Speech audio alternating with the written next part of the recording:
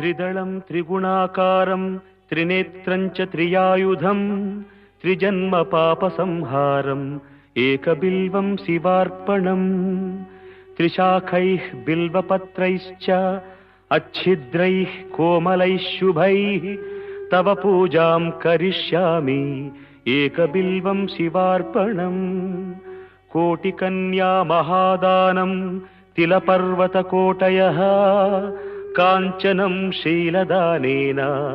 एकबिल्वं शिवार्पणम् काशीक्षेत्रनिवासं च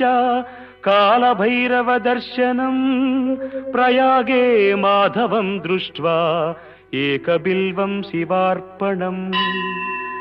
इन्दुवारे व्रतं स्थित्वा निराहारो महेश्वर